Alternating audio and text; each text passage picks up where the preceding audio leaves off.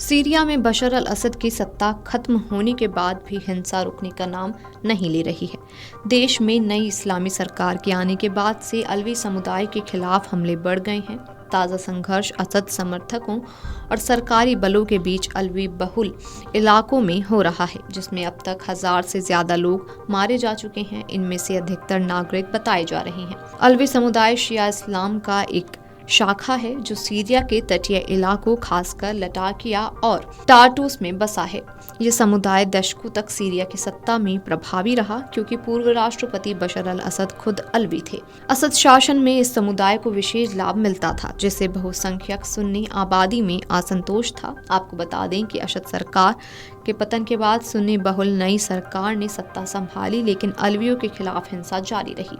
कट्टर सुन्नी गुट अलवियों को असद शासन का समर्थक मानकर हमला कर रही हैं। इस दौरान कई आम नागरिकों को भी निशाना बनाया गया। संघर्ष की शुरुआत तब हुई जब सरकार ने एक वांछित अपराधी को अलवी बहुल गांव से गिरफ्तार किया। इसके बाद असद समर्थक लड़ाकों ने सरकारी सुरक्षा बलों पर हमला कर दिया और असद के गृहनगर करदाह पर कब्जा कर लिया। हालांकि सरकारी सेना ने जवाबी कार्रवाई कर इलाके पर दोबारा नियंत्रण कर लिया। सीरिया के अंतरिम राष्ट्रपति अहमद अल-शरा ने सभी पक्षों से नागरिकों की सुरक्षा सुनिश्चित करने की अपील की।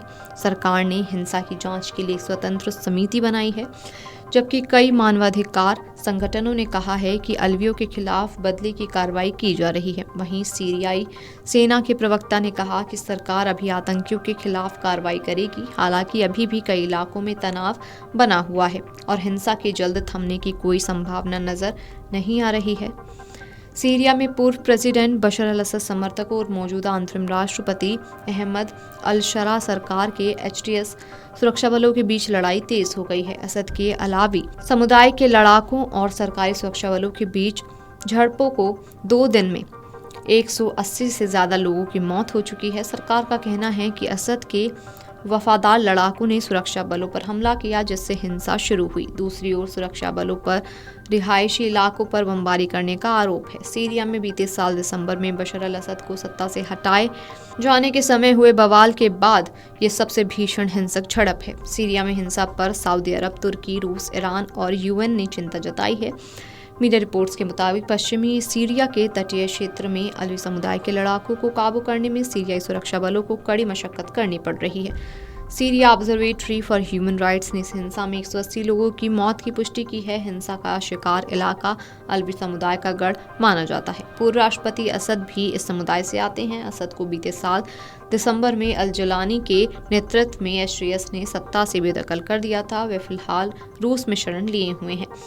आपको बता दें कि सीरिया के लताकिया और टार्टस में बीते कई दिनों से सेना और पूर्व राष्ट्रपति बशर अल असद के समर्थकों के बीच झड़प जारी है। इस हिंसा में 2 दिन में 1000 से ज्यादा लोगों की मौत हो गई है। सीरिया सरकार का कहना है कि असद के वफादार लड़ाकों ने सुरक्षा बलों पर हमला किया, जिससे हिंसा शुरू हुई। वहीं असद के लड़ाकों ने सुरक्षा बलों पर रिहायशी इलाकों पर बमबारी करने का आरोप लगाया। रिपोर्ट्स के मुताबिक झड़प तब शुरू हुई जब सुरक्षा बलों ने एक व्यक्ति को गिरफ्तार करने की कोशिश की। इसके बाद सरकार ने लताकिया और टार्टस में भारी संख्या में सेना की तैनाती की, साथ ही कर्फ्यू लगाने का भी आदेश दिया।